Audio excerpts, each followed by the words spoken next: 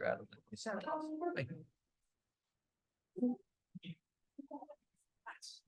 Of course. Yeah. You can sit over here. Yeah, we'll leave two over there. Hi, Sam. How are you today? Is everything okay? Okay.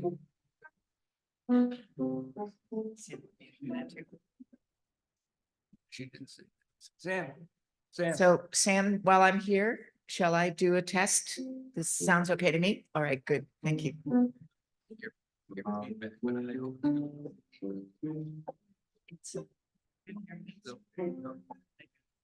And I sometimes.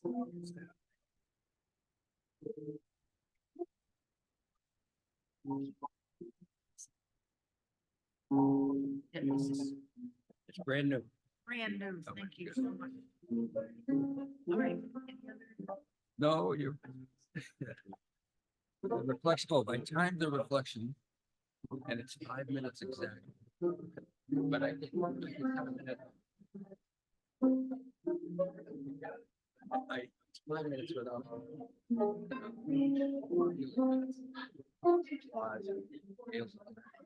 Take a lot. Yeah.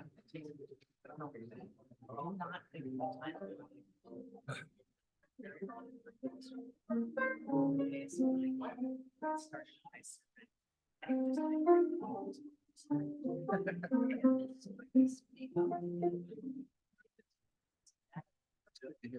Watch myself.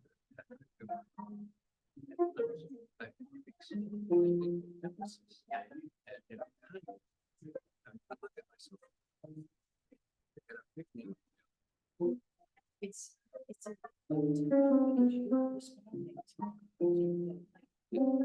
All right. So we talked about there may be mistakes, so I got to lay out.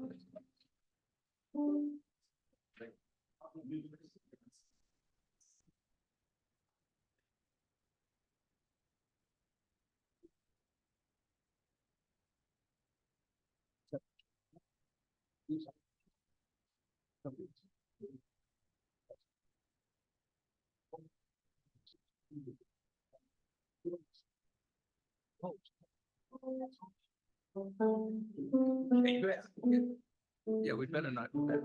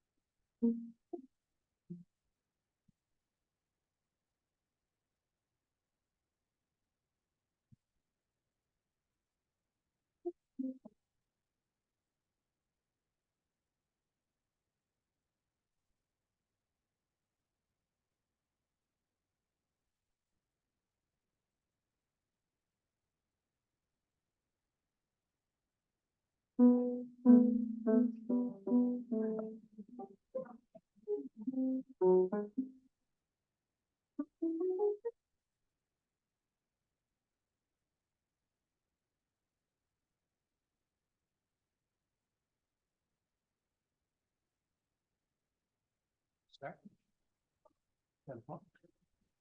If I can do this right.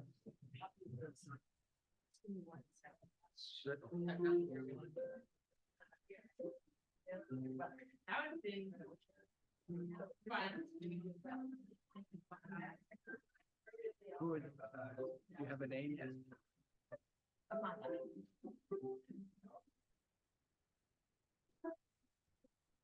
She knows it. Oops.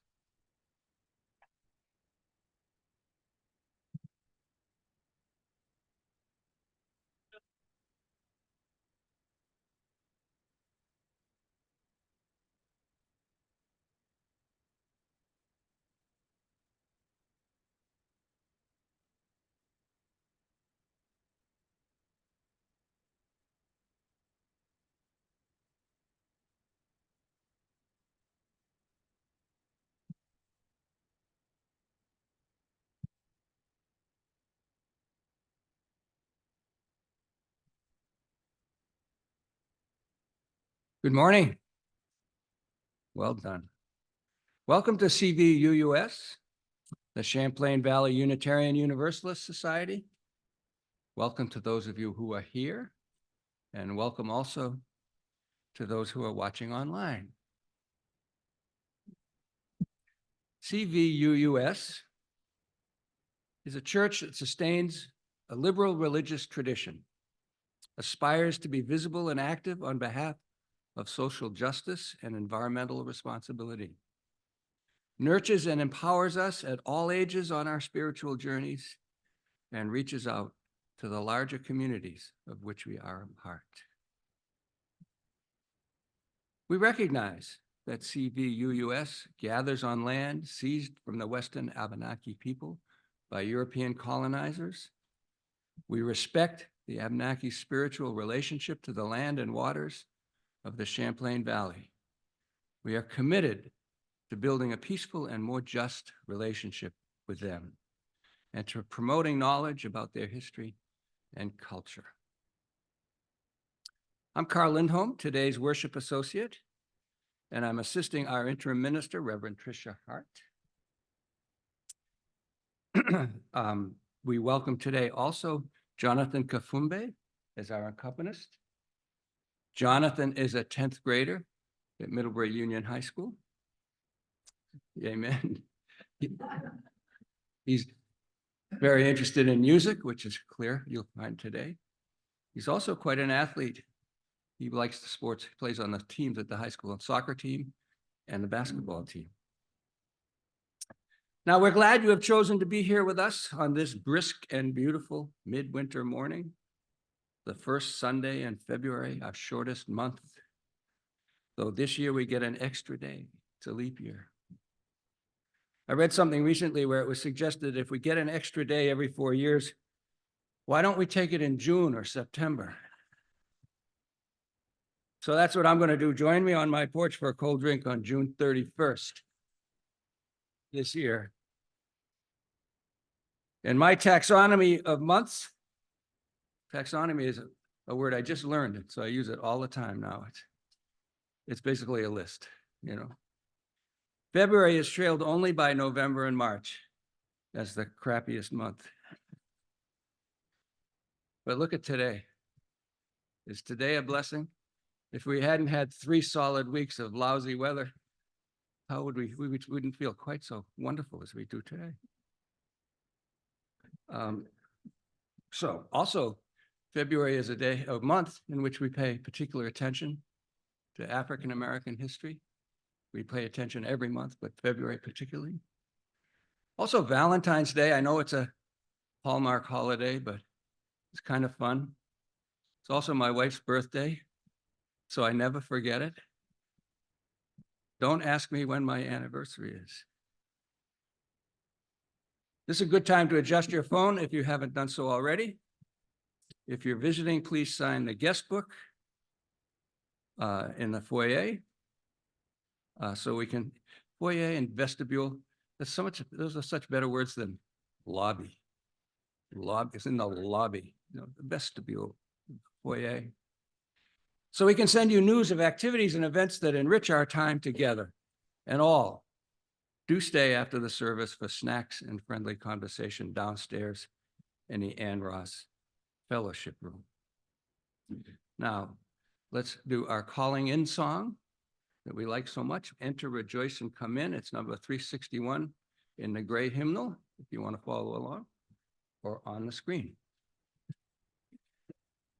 Stand as you are able.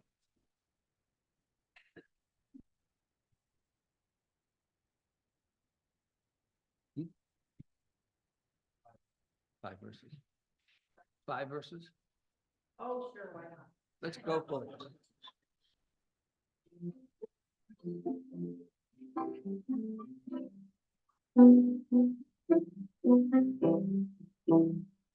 Enter, rejoice, and come in.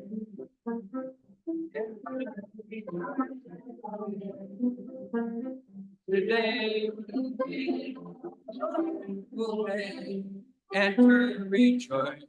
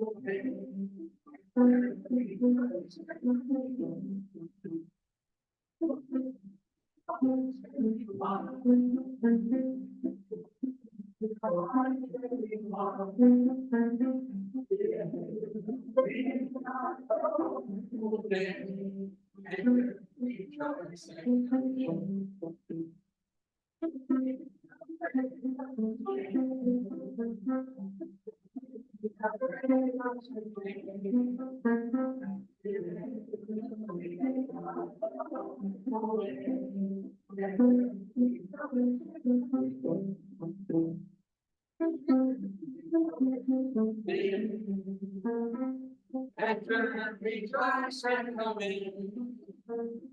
Today will be a joyful day.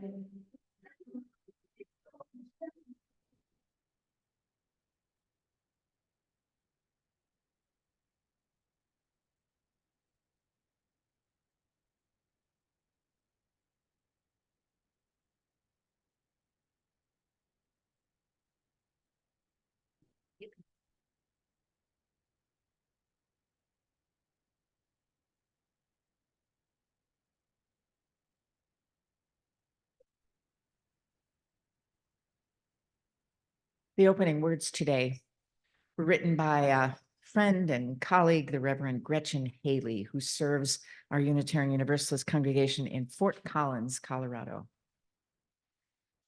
And she calls it, "Though You Have Been Warned." I love that title. Though you have been warned, given plenty of explanations and reasons to do otherwise, you have persisted to claim a life of joy and justice, to carve out this time, this space for renewal of your own heart, despite all the reasons, the resistance fighting for your attention, luring you toward fear, you persist to practice gratitude for this day, this life that has been given, this chance to begin again. So let us gather. Let us gather, those who are watching from afar, and all of you, that we might offer one another courage and strength, healing, hope, and this promise to persist in kindness, persevere in compassion, and prevail in a life that is for more than ourselves.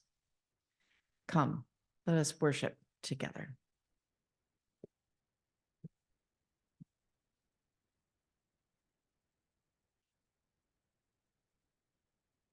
Now, Amaya will help us light our chalice. Is that right, Poppy? Amaya?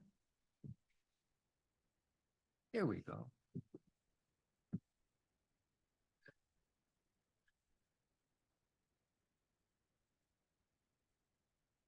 Now, as Amaya lights the flaming chalice, symbolic of Unitarian Universalism,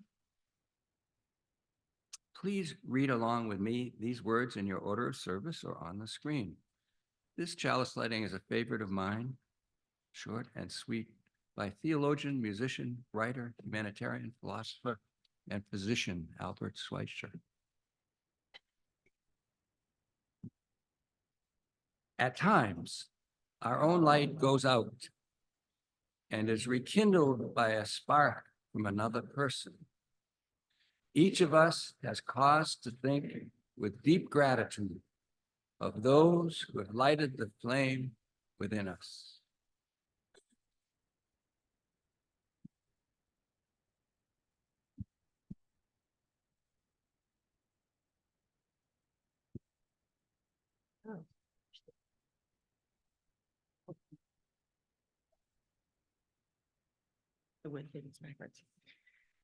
I am a Unitarian Universalist, a UU, and people often ask me what UUs believe. I say that we don't all believe the same things, but we have a list of 7 principles that we use as a guide for how we want to live and treat each other. If you looked in the inside of your hymnal near the front, that list is there. It's so important that it was published right in the hymnal. So our 7 principles were written almost, anyone have a guess?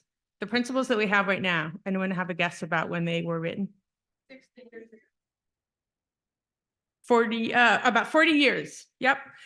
So the ones we have right now are about 40 years old, and a lot has changed in the world since then. A lot has changed in Unitarian Universalism since then. So a group of people got together and talked about this a lot. And then with the advice and ideas and feedback from thousands of UUs all over the country and some all over the world, they rewrote and changed the 7 principles to propose this idea of a new guide that is useful for the world that we are living in right now and in the future. This is a really big deal. Nothing like this has happened in my UU lifetime of 12 years. And probably not for most of you. And some very cool news. Someone from UU headquarters, the UUA in Boston, has actually come here to help us. And they're going to help us kind of think about this and learn about it. And they're sitting right over there. No. That's totally awkward. They were right. They were sitting right there in the back. Okay. Oh, no,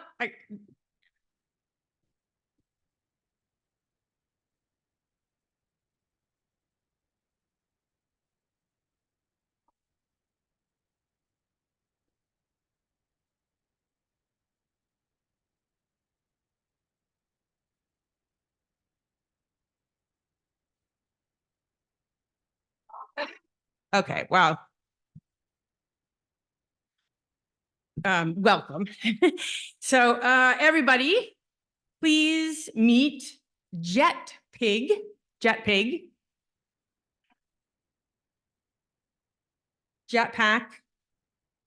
powered by love. Right now we're saying Jetpig. So Jetpig, just so you know, uses they, them pronouns. What? Oh, they said that they have something in their jetpack.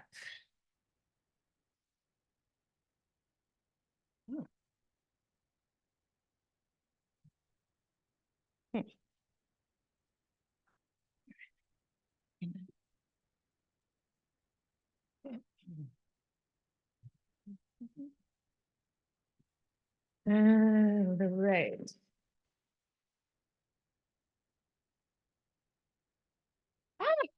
Okay, this is totally cool. This is exactly what I was just talking about.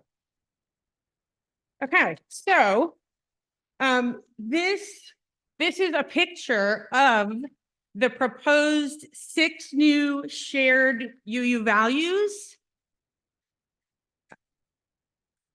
So we have, I know you probably all can't read that, but this is okay. We have justice, equity, transformation, plurality. You know where you use if we put a word like plurality in something. Where am I? Interdependence and generosity and love is at the center.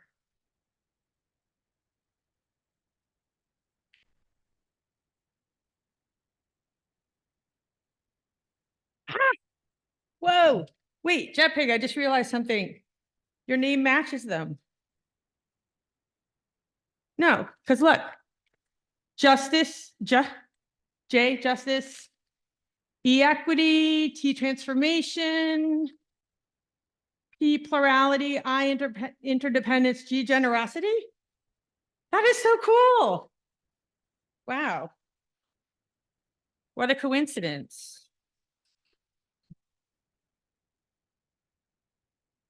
All right, well, it's time for the kids to go. You're going to hear a lot more about these proposed 6 values with love at the center over the next few months. And the kids are going to learn about it over in our RE program over the next few months. A value, we're going to do 6, 7. So I'll be doing 7 time for all ages that go through the 6 values plus love at the center. And we will do a matching RE that has us actually do something. It's living out that one. That's it. So Jetpig is going to come with us over to RE, which is cool. And that's what I got. So kids, let's go. And people working in RE. Peace, shalom, shalom.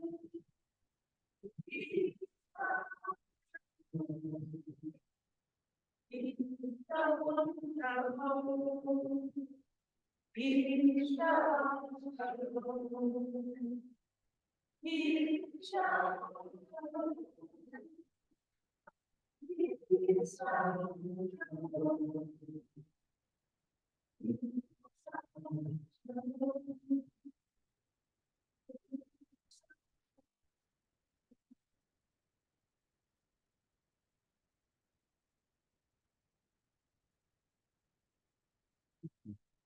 Now is the time in our service for our offering. Each month, we share our plate with an organization or entity doing good in the community or in the larger world. Jean Terwilliger will tell us a bit about this month's donee.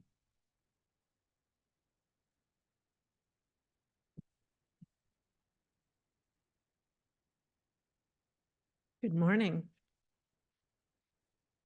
This month, we celebrate Black History Month and lift up our new covenant, which states, "We commit to journey towards spiritual wholeness by working to build a diverse, multicultural, beloved community through our actions that accountably dismantle racism and other oppressions in ourselves and our institutions." That is a mouthful. While we often choose to support local groups, sometimes a group further away catches our eye by doing work that brings many issues together, and which is also new and small enough that our support could make a difference. So this month, we are supporting the Black Church Food Security Network, which was founded in 2015 and is the fruit of Maxine's Garden at Pleasant Hope Baptist Church in Baltimore, Maryland. The network grew to 10 Baltimore congregations in the first year and is now working with Black churches around the country to organize to advance health, wealth, and power for their people. From their website, after years of seeing the benefits of integrating a vegetable garden into the ministry of the church and growing frustrated with food access and charity models, Reverend Haber Brown III began dreaming of what could happen if more Black churches started growing food on their land and worked in coordination with other congregations and farmers to co-create local Black-owned food systems.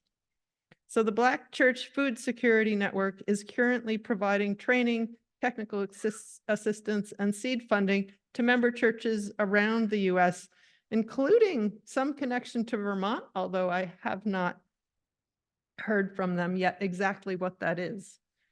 Partnering with historically African-American congregations to establish or expand gardens or agricultural projects such as rainwater collection or compost systems on church-owned land, connecting the vast resources of church-owned land with agricultural initiatives can provide a myriad of health-related, environmental, and economic benefits to the African-American community and beyond. They also have a soil to sanctuary market, which partners with congregations to bring miniature farmers markets to church on days that they worship or gather, having Black farmers and food business owners selling their items at houses of worship provide a meaningful, mutually beneficial opportunity for growers and producers to tap into this niche market. And their commitment to Black farmers goes far beyond sale. They believe in the transformative relationships and that those relationships are necessary to confront and overcome the kind of discrimination that Black farmers have faced for 100 years. So we help groups to buy from Black farmers and also work to have congregations adopt Black farmers to invest in their farm operations, provide spiritual support, serve as advocates, and be partners far beyond the sale. So we hope you will support as you are able. Thank you. And now the offering will be gratefully received. If you have a yellow card of milestone or passage, please put it in the basket.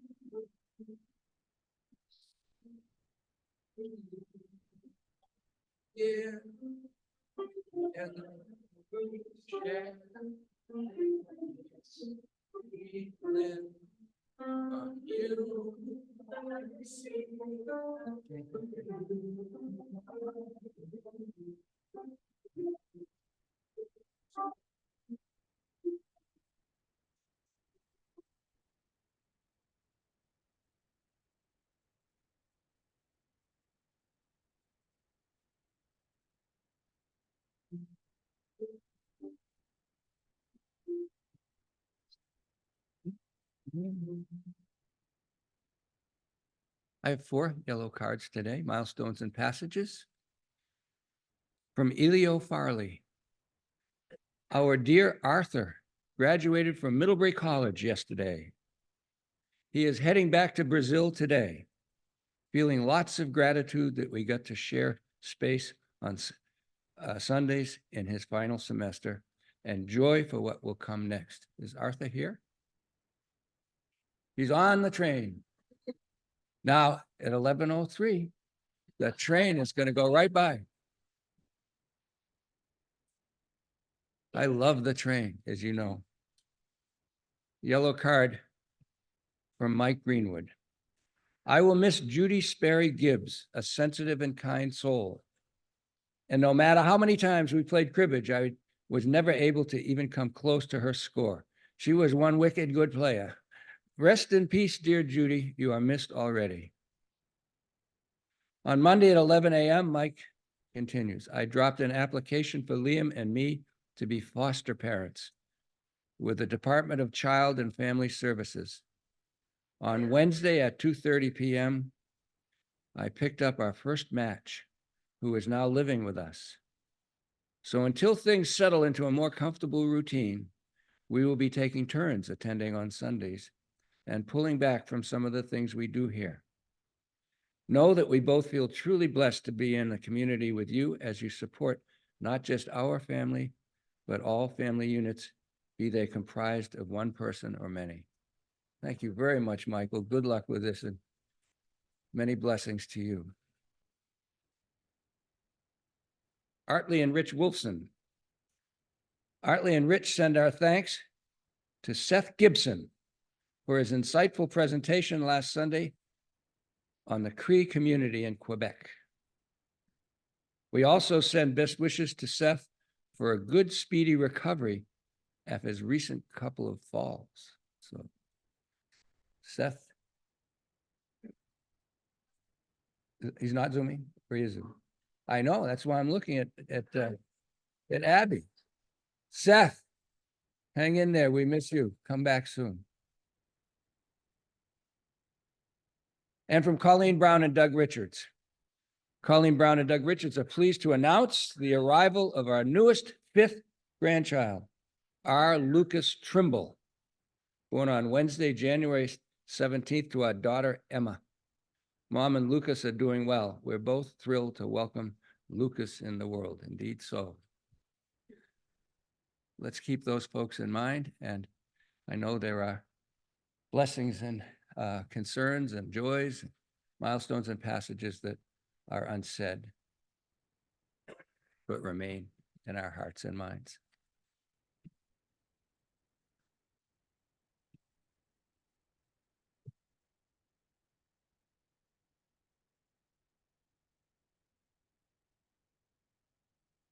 I am old enough to remember, maybe a few of you are too, those days before there was a time in our services in Unitarian Universalist congregations of some kind of sharing of joys and sorrows.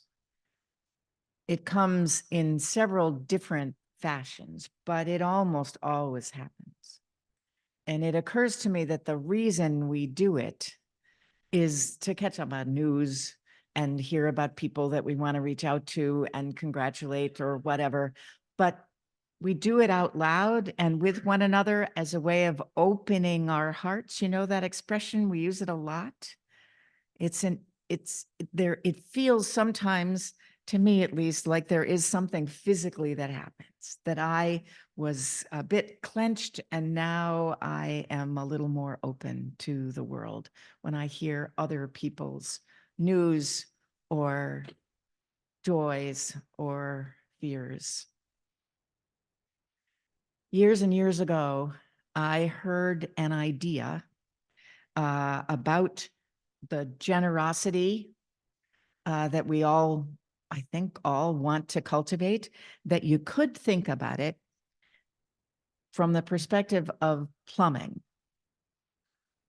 You could think about it. This idea is that if good actions and good thoughts provoke grace and maybe open us up, and that people who are stuck in a stingy place or an uncertain place maybe can be thought of as kind of having two small pipes.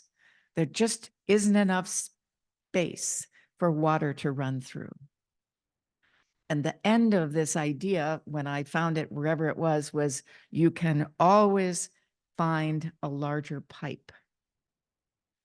I'm not entirely sure how we do that, but I think the image is perhaps worthwhile, and I'm sure that it's a thing that we can help each other do. Expand our plumbing.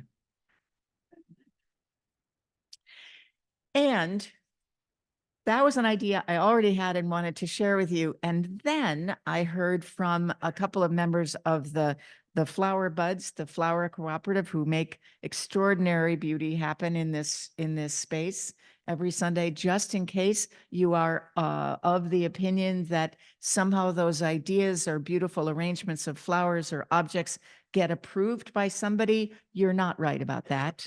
It's a gift to me frequently as much as it is to you. And you may remember, those of you who were here last week, that Jess Daniel made a lovely display of colored glass, open vases, open vessels. And that was an inspiration to Marnie and Dinah to continue that as a symbol in February.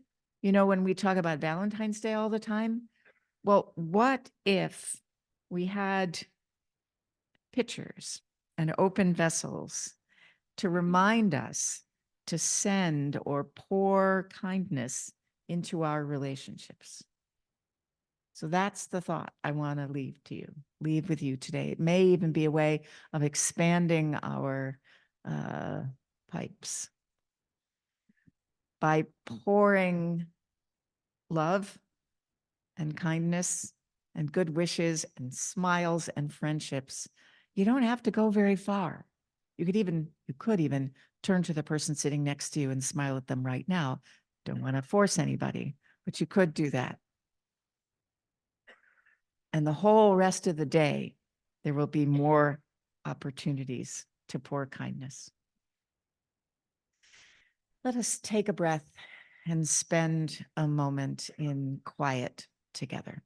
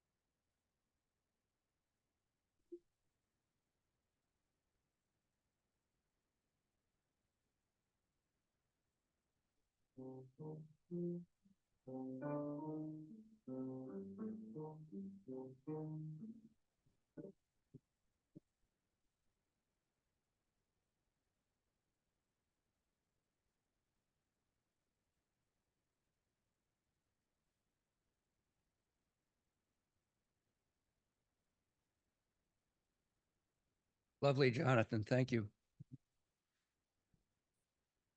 I'm doing the reflection today. It's Ellen's fault.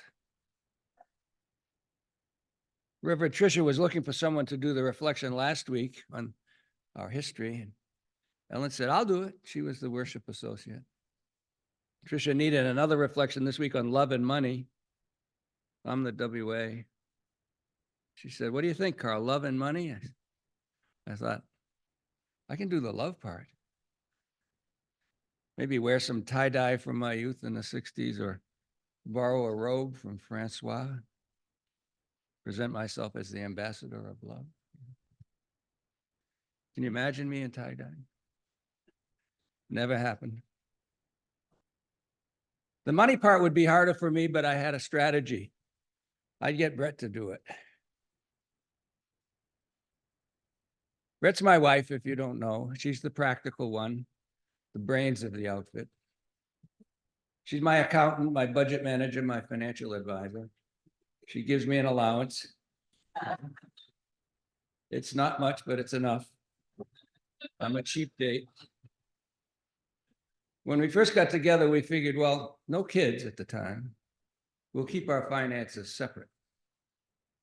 And then she saw me writing checks and she observed, you don't keep track of the checks you write, Karl. I said, of course, that's the bank's job. It wasn't long after that that she took over the finances. We started coming to CVUUS a month after 9/11 in 2001.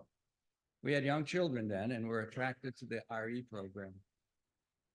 Turns out Unitarian Universalism was in our blood. Brett's mom was a UU. I had grown up in a liberal Protestant church, but had drifted. I read the 7 principles of Unitarian Universalists, and I thought, I can do this. I called my sister and I told her I was attending services at the UU church, and she said, Karl, I've been going to the UU church in Brunswick, Maine for 5 years. I really like to come here on Sunday for our worship services. That's my priority. It meets a need in me. It did right away, and it still does.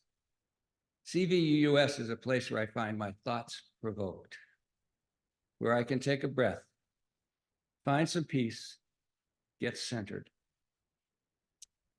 I also find that my muse, such as she is, likes to come here too and sit with me. She's regular folks. I often find clarity in matters that are confusing to me, solutions to knotty problems. I get ideas. I find words for a piece of writing that I'm working on. I write them down. You'll often see me scribbling on a yellow card. You have this nice blank space. It does create some confusion. I think it was Ellen who was up here once, and I was writing on a yellow card, and she was doing milestones and passages. She looked over, I think I was sitting right, she said, Karl, do you have a milestone passage? I said, she said, you're writing on a yellow card.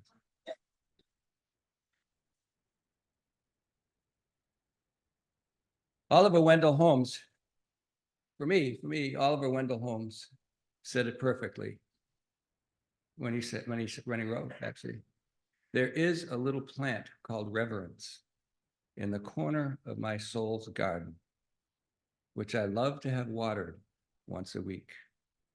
There's a little plant called reverence in the corner of my soul's garden, which I love to have watered once a week.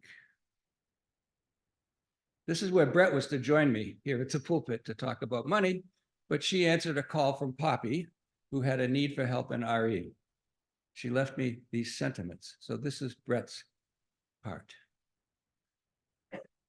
When I was contemplating a career in academia, a mentor encouraged me by saying that a tenured professor could live, quote, the life of the very rich, except for the money.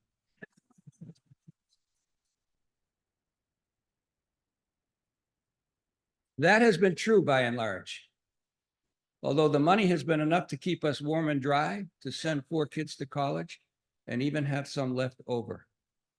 The greatest pleasure in having enough money is the opportunity to give it away in ways that are meaningful to us. We give money to a number of causes and organizations, in particular to the United Way of Addison County, the best given dollars imaginable. But the organization closest to our heart is CVUUS. While our kids were growing up in this church, I felt that we were maximum consumers of what CVUUS had to offer its congregants, and we should contribute accordingly. But as they have grown up into the splendid people they are, many thanks to RE teachers and OWL and coming of age mentors who helped that happen, I feel a similar ongoing responsibility to do our part to enable CVUUS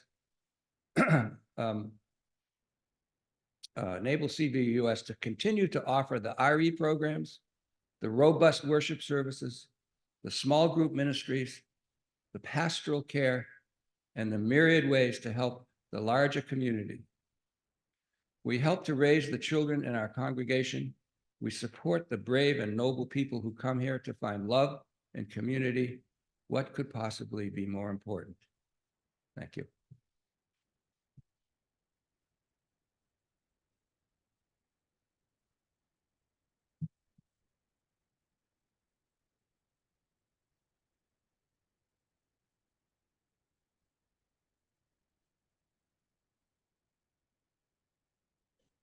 Thank you, Karl.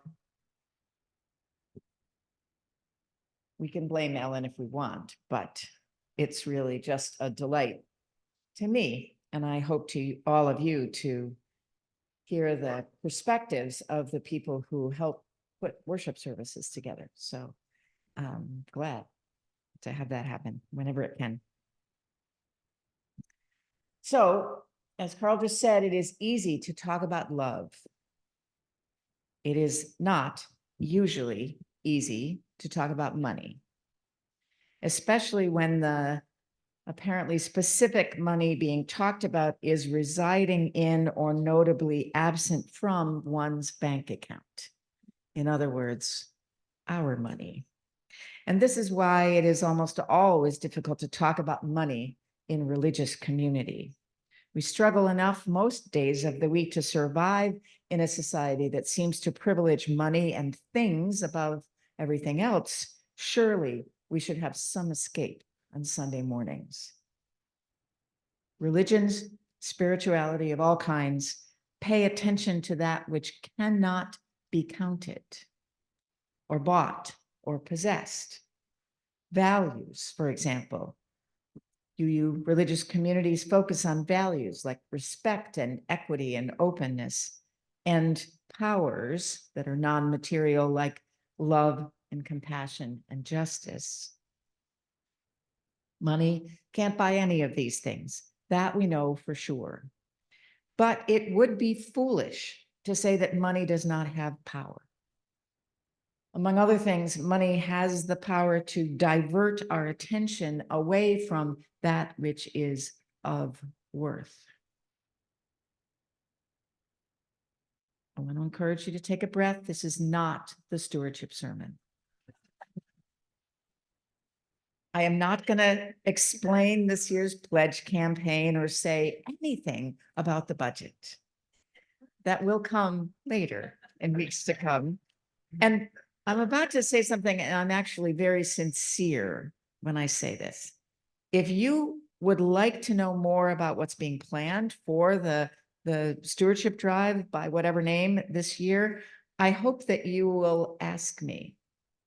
If you have ideas, if you have questions, if you have concerns, whatever, ask me or any member of the long-term financial health team. I know Mary's here. Who else is here from that group? Great. Okay. There are people you can ask. But today,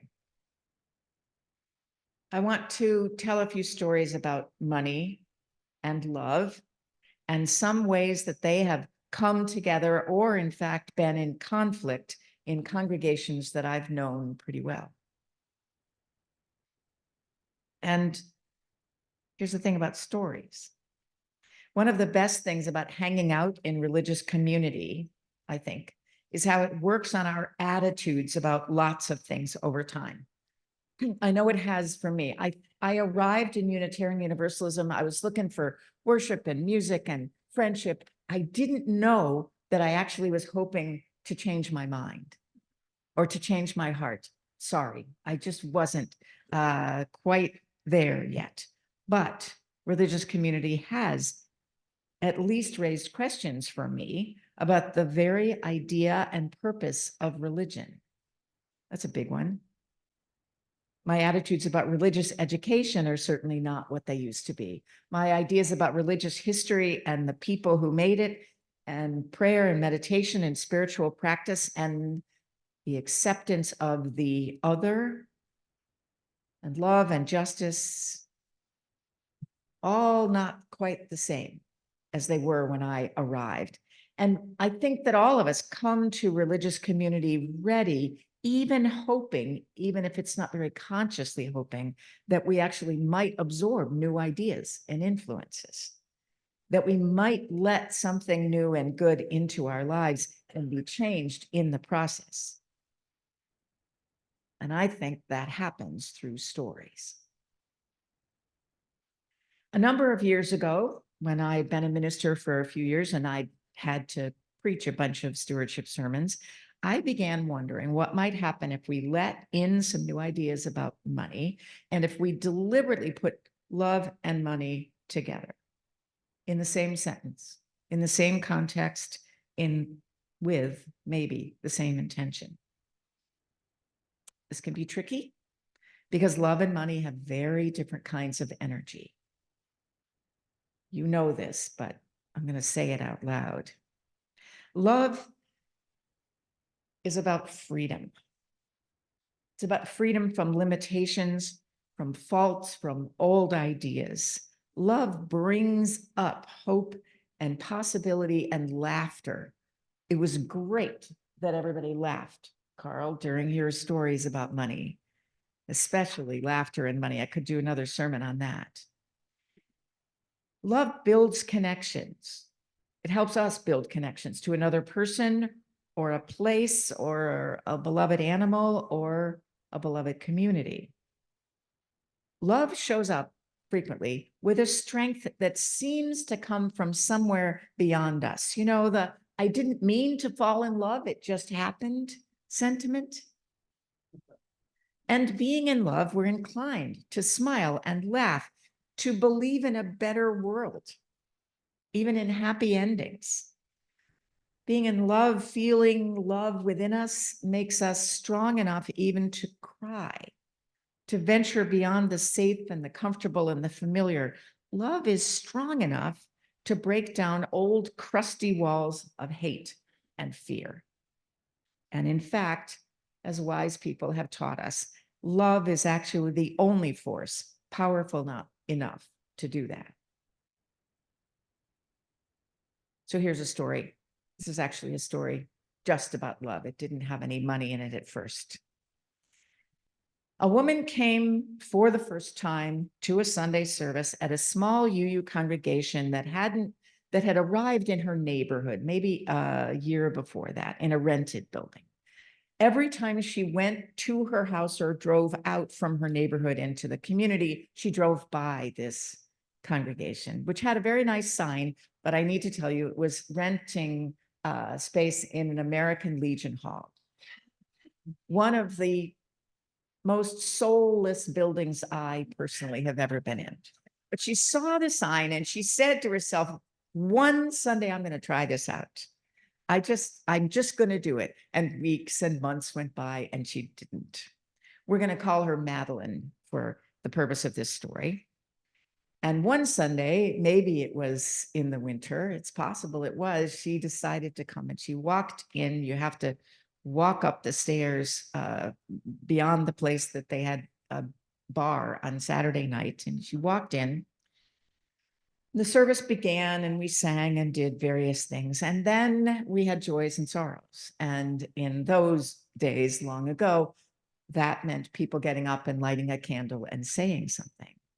And on this particular Sunday, two women, a couple, walked up, a couple who had been together for years, a couple who, each of whom held important roles in that congregation. They were both beloved. And on Madeline's first Sunday, they stood up together to light a candle to announce that their committed relationship to one another was ending. They said out loud that they still cared very much for each other, but that they had decided that they needed to have separate lives. And they were asking their congregation to support them in this new and different life, because they were both going to stay in that congregation. And they knew it would be hard for the congregation, but they had confidence that the congregation would figure out how to support both of them in this new chapter of their lives. It was a tearful time and sad and hopeful.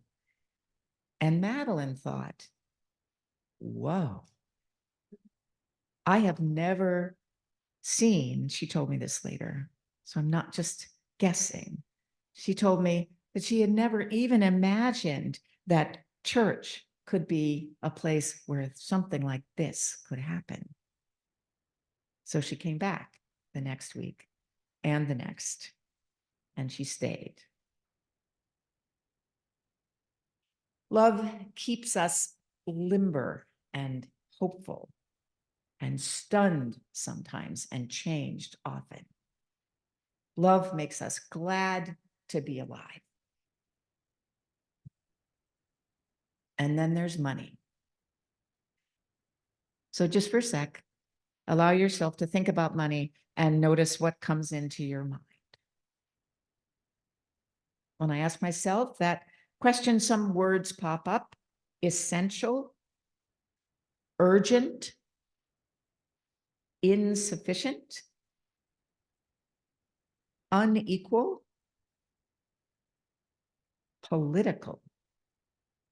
I could go on, but I don't want to.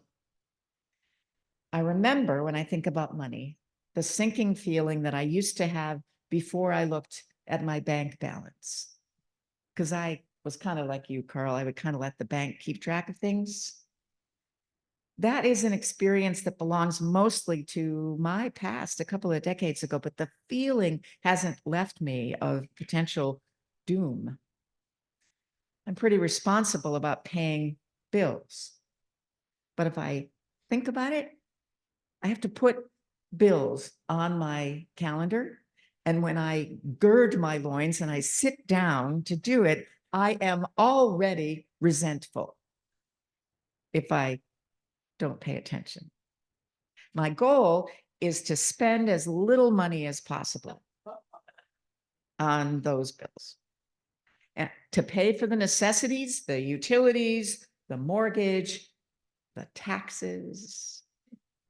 Taxes are money, I think, with dread and rules and consequences if you don't get it right. Money is stubborn, inflexible. There's pretty much nothing warm and cozy about it. More money can, of course, mean more personal freedom, but money never lets us forget that that freedom comes at a cost. The power of money can and does divide whole segments of society. Money is powerful enough to make war and does. Money supplies food for hundreds of thousands of starving people, or sometimes it's money and politics that prevents food from getting to people who most need it. Money is about necessity and limits and power. And love is about possibility and limitlessness and strength. So love and money don't actually go together all that well, except for sometimes. The best kinds of love and money stories are the miracle ones, when neighbors and strangers chip in and raise money to pay medical bills, or even to replace or help people repair their homes after a disaster. We don't have to think too hard to think of examples of that in Vermont. There are love and money stories that feature a person who has worked hard for years. They don't always love their job, but they really love their family, their partner, their children, their house, their neighborhood. It is an amazing, empowering thing to be able to care for oneself and for others. And even perhaps for some others who will never know you by name. Hanging out in congregations, as I have for some decades, stories about money and love abound, and sometimes they are wonderful. The reason that I was a stewardship consultant for 15 years, in addition to being a minister, is that I got to work with congregations doing capital campaigns. And there is almost nothing more wonderful. It is love and money absolutely working hand in hand to build a building, to pay off a mortgage, to call a first minister, things that congregations didn't know that they could do and find that they can if they work together. Wow.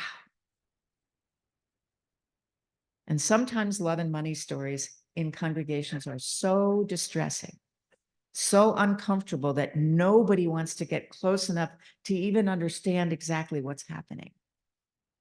And so the stories persist for years as unexplored secrets.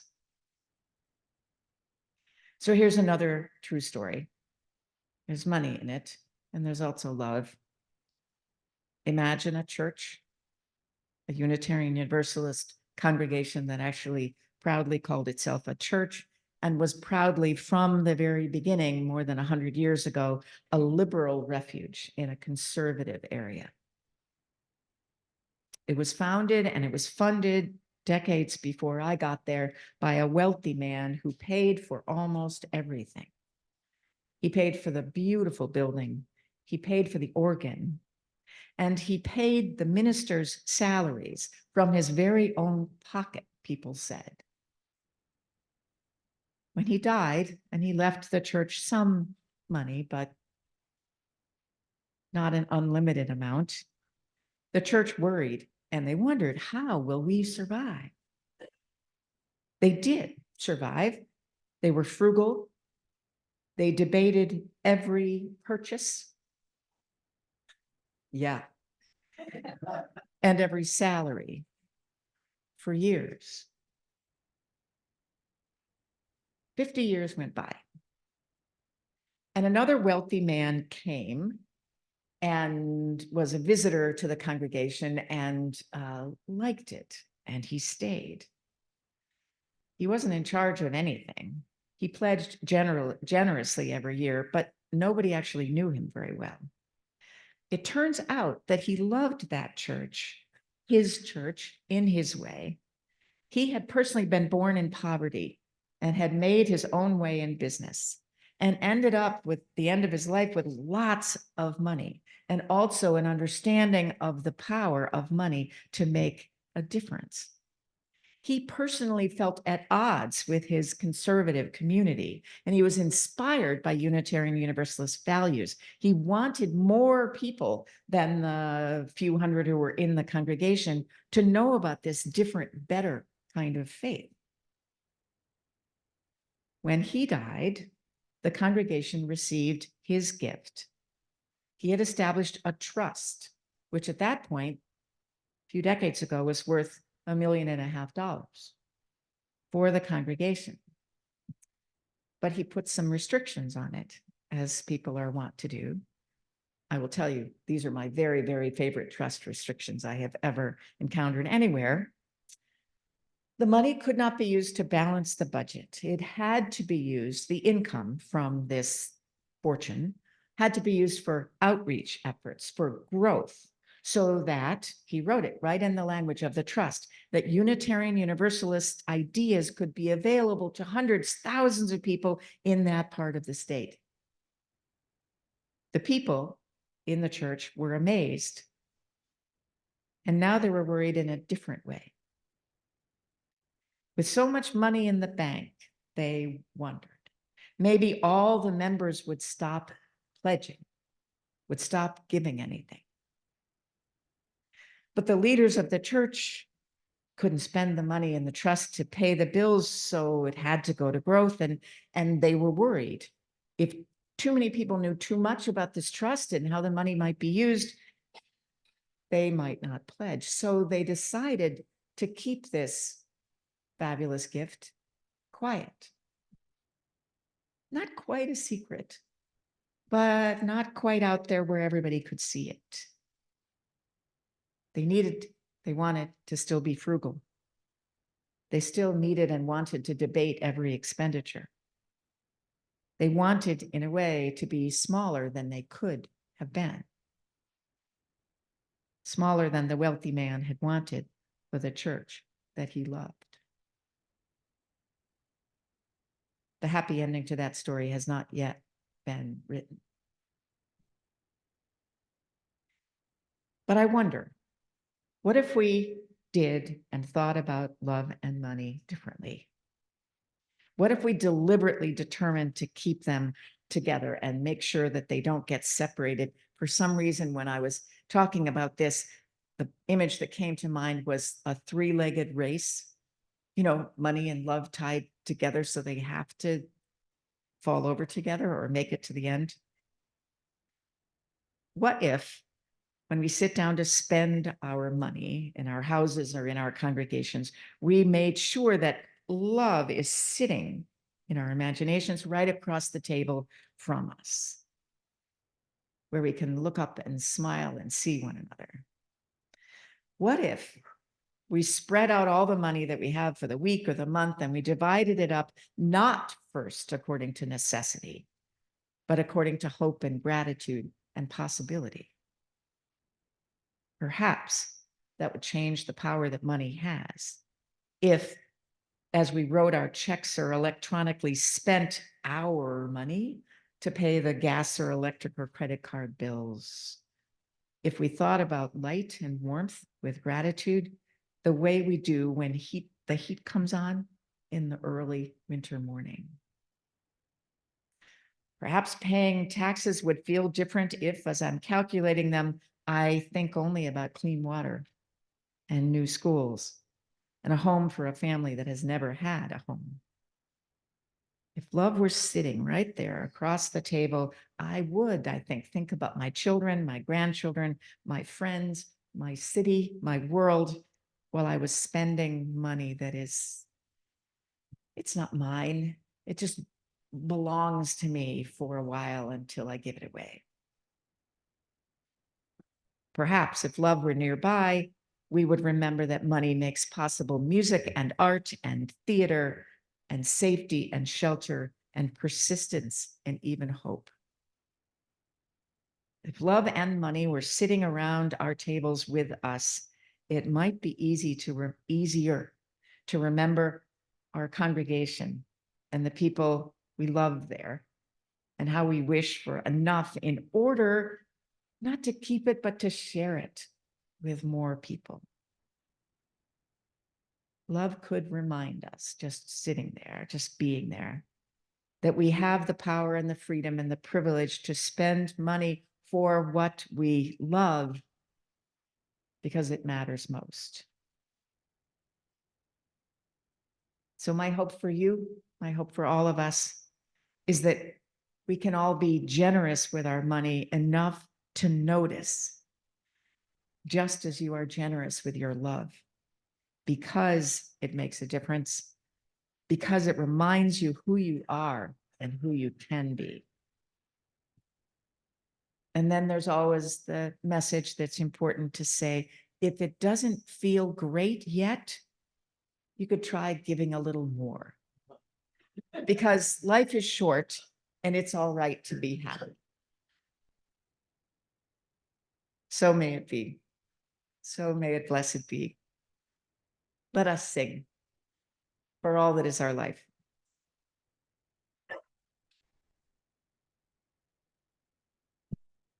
Play it through once. Play it through once. And thank you, Jonathan.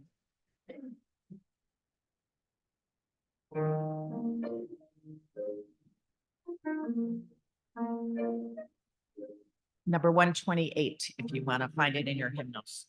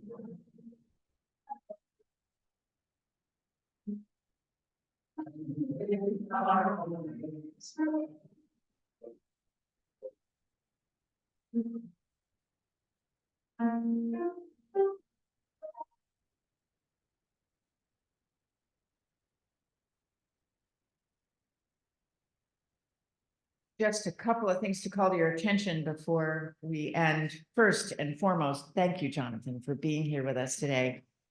And we forgot to say that Jonathan being here has allowed our beloved Ronnie to actually take a weekend off. And that's what he's doing. And I'm glad about that too. So just a couple of things. First of all, I want to just repeat that if you want to talk to me about stewardship, even if what you want to tell me is how much you really dislike something, I am actually open to that. And especially if you have a good thought that you want to share. I also,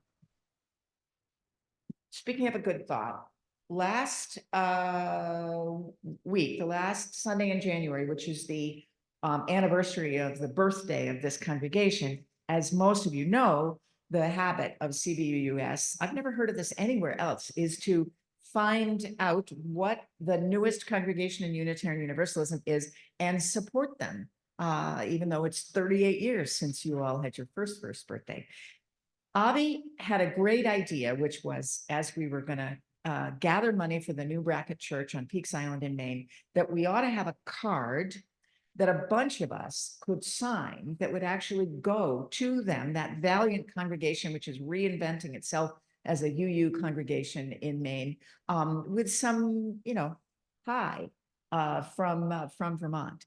And it was such a great idea that Avi got and had, and that we both agreed that he would bring the card last Sunday, and then both of us forgot. So what we need to do is rescue that brilliant idea, because of course the check hasn't, I think, been mailed yet. And so the card is here. I'm going to give it to Martha. She's going to bring it to Social Hour. And if you would like to sign that card to the new bracket folks in Maine, they would love to have your signature.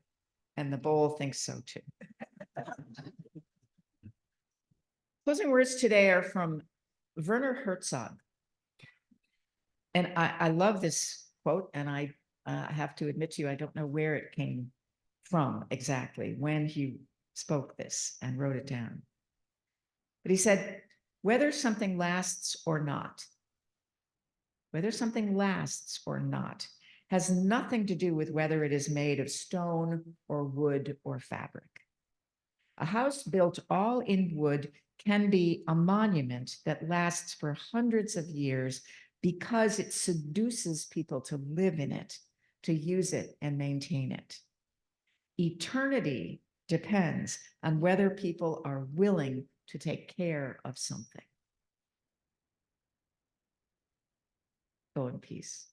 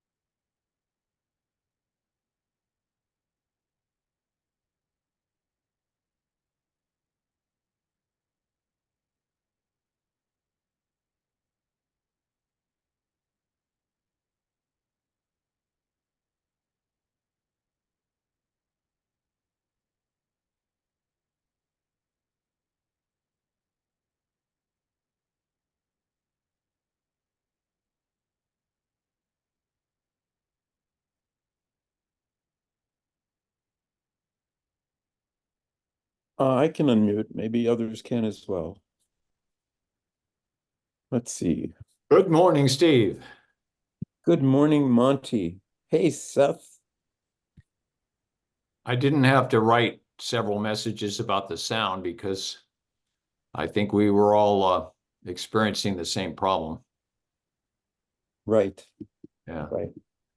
But And of I course, know at Eastview in the community room, it's not uncommon for one of the managers to have to replace the batteries in the mic before it becomes usable. And so I thought perhaps that was the problem with CVUUS, that somebody had not replaced the batteries. So Seth, I'm sorry I missed you last week. Yeah, talking about the creed.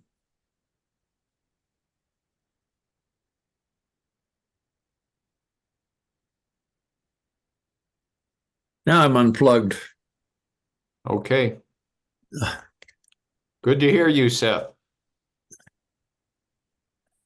Yeah.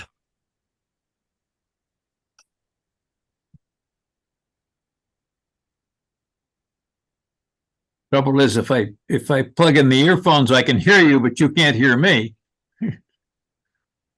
So I've unplugged the earphones.